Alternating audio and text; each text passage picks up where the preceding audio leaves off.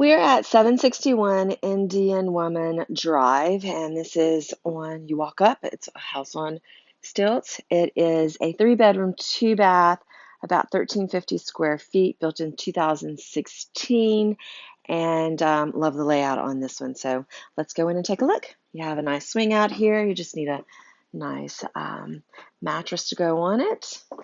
You walk straight into your living area. And oh my goodness, I just absolutely love the vaulted ceilings. The feeling of this is so very nice. Pretty, pretty floors. Your dining area over here, plenty of space for bar stools here. Good kitchen space, storage. You're going to have a full pantry here. You'll walk out here. This is going to be your laundry. And then this is going to be your side entrance to your back area. So if you shoot it from this way, like I said, it is a nice, nice space. Very nice space. And then walk down the hallway. You're going to have your first bath for your other 2 bedrooms and then your guest.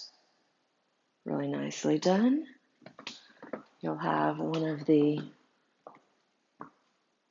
2 bedrooms, smaller bedrooms here. Closet. Shelves.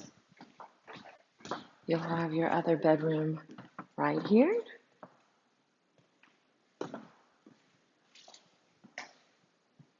Closets again. And then you'll have your primary, which will be here. Let me go back. That's your primary. And then you'll have double sink, which is nice. Double vanities, rather. You'll have your shower.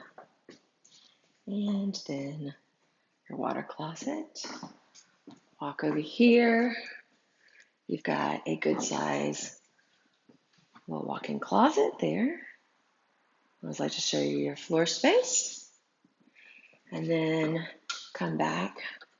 This gives you your back patio for privacy for the mom and dads. And the backyard with storage space.